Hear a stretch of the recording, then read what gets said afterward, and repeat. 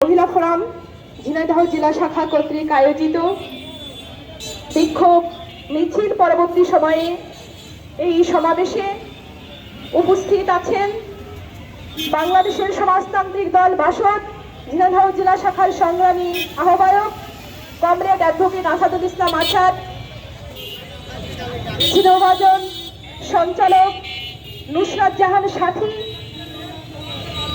সমাজতান্ত্রিক মহিলা ফোরাম ঝিনাইদহ জেলা শাখার সদস্য এবং সমাজতান্ত্রিক ছাত্র ফ্রন্ট ঝিনাইদহ জেলা শাখার আহ্বায়ক কমরেড শারমিন সুলতানা সহ যারা শুনছেন সমাজতান্ত্রিক মহিলা ফোরাম, সমাজতান্ত্রিক ছাত্র ফ্রন্ট এবং ঝিনাইদহের একাংশ, সকলকেই সমাজতান্ত্রিক মহিলা ফোরাম ঝিনাইদহ জেলা শাখার পক্ষ থেকে মহান 115তম আন্তর্জাতিক নারী দিবস উপলক্ষে শুভেচ্ছা এবং অভিনন্দন।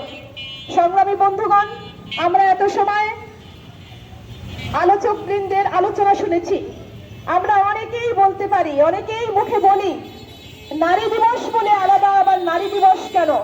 সংগ্রামী বন্ধুগণ, অনেক সহজ কথা যে নারী দিবস, এই নারী দিবসের যে ইতিহাস এটা কিন্তু খুব সহজ না। এই নারী দিবসের সাথে মিশে আছে নারীদের ঘাম, রক্ত, সংগ্রাম। সংগ্রামী বন্ধুগণ, আমরা পূর্ববর্তী বক্তার কাছে শুনেছি 1857 সালে নারীদের যে শ্রমের অধিকার, নারী পুরুষের সমমজুরি, নির্দিষ্ট কর্মঘণ্টা এবং কর্মক্ষেত্রে স্বাস্থ্যসম্মত পরিবেশ, এইসব নিয়ে ছিল নারীদের আন্দোলন।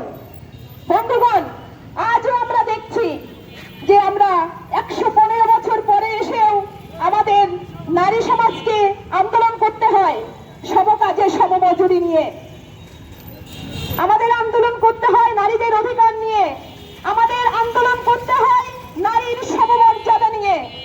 সংগ্রামী বন্ধুগণ, ক্লারা জেটকিন 1910 সালে তিনি তার নারী সম্মেলনে বলেছিলেন যে নারীদের যে রক্তক্ষয়ী যে ইতিহাস, নারীদের যে লড়াইয়ের ইতিহাস, এই ইতিহাসকে যাতে পিছিয়ে না ফেলা যায়, এই ইতিহাসকে সামনে রেখে নারীরা তাদের অধিকার রক্ষার দাবিতে তারা আন্দোলন করবে।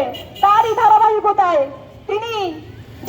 তিনি সেই দিন দাবি করেছিলেন 8ই মার্চকে আন্তর্জাতিক নারী দিবস হিসেবে পালন করার জন্য।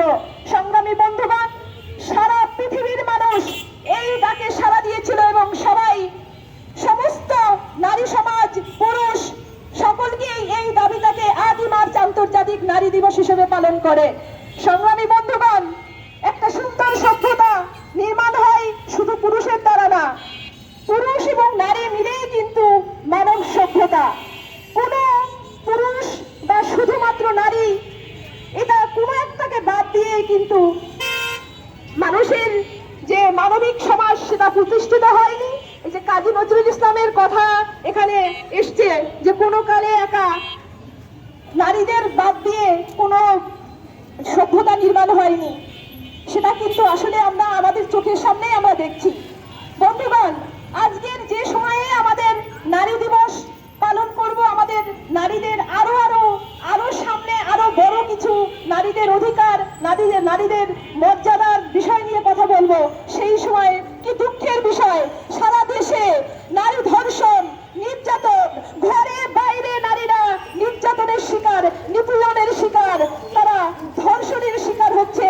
2 বছর, 4 বছর, 8 বছরের শিশু, 7 বছরের বৃদ্ধা সহ আমরা এই নির্যাতনের শিকার হতে দেখেছি। সংগ্রামী বন্ধুগণ, আমরা আমাদের পাশের জেলার মাগুরায় 8 বছরের একটা শিশু, সে কি বোঝে? সে কিসের পোশাক বোঝে না কি এই পুরুষ বোঝে? সে বোঝে কি? সেখানে কিন্তু সে নিরাপদ থাকতে পারলো না। আমরা দেখেছি 21শে ফেব্রুয়ারির দিন ফুল তুলতে গিয়েছে শহীদদের প্রতি শ্রদ্ধা জানানোর জন্য, অথচ সেই শিশুটি ফুল কুড়াতে যে সে ধর্ষণের শিকার হয়েছে।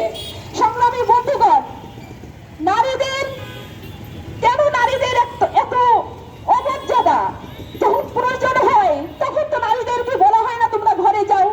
আমাদের পূর্ববর্তী বক্তা শারমিন সুলতানা বলেছেন যে 24-এর গণ অভ্যুত্থানে নারী এবং পুরুষ, মানে ছাত্র এবং ছাত্রী, তারা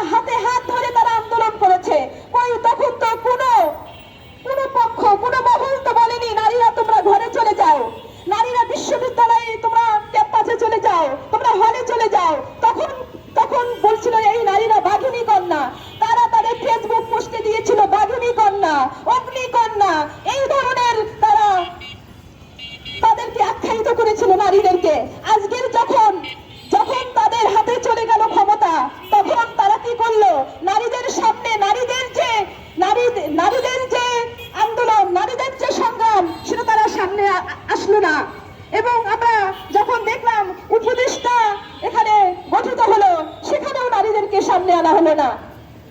আমরা সবাই দেখছি সংগ্রামী বন্ধুগণ, এটা শুধু জুলাই গণ অভ্যুত্থান না, এটা আমরা দেখেছি যে কোনো সময়ে আমরা দেখেছি যে আমাদের যে ব্রিটিশ বিরোধী আন্দোলন থেকে শুরু করে ৬২ শিক্ষা আন্দোলন, ৭১-এর আন্দোলন, প্রত্যেকটা আন্দোলনে নারীদের যে ভূমিকা ছিল সেই নারীদের ভূমিকা পরবর্তীতে তারা স্বীকার করে না।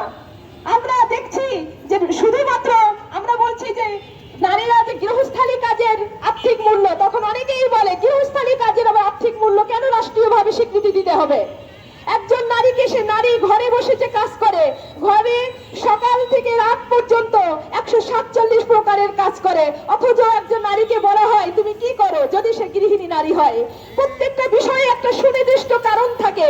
কেন আমরা বলছি, কেন নারীরা যে গৃহস্থালী কাজের আর্থিক মূল্য নিরূপণ করে এবং জিডিপিতে অন্তর্ভুক্ত করো, সেখানেও আমাদের বাধা। কেন এই বাধা? এটার ভিতরে আমাদের সবাইকে আমাদের এই বিষয়টা বুঝতে হবে। ছোট বিষয় কিন্তু অনেক বিষয় লুকিয়ে থাকে।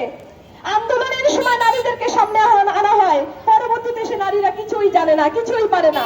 তখন নারীদের ড্রেস নিয়ে কথা হয়, নারীরা কেন বাইরে বের হলো, ওই মেয়েটা ধর্ষণের শিকার কেন হবে না, কেন বের হলো, তাহলে ওর পোশাকের সমস্যা, ওর ওড়নার সমস্যা, ওর অন্য কোনো কিছুর সমস্যা, এত সমস্যা কিন্তু তাদের প্রয়োজনে তারা ব্যবহার করতে পারে। সংগ্রামী বন্ধুগণ, আমরা বলছি সমাজতান্ত্রিক মহিলা ফোরাম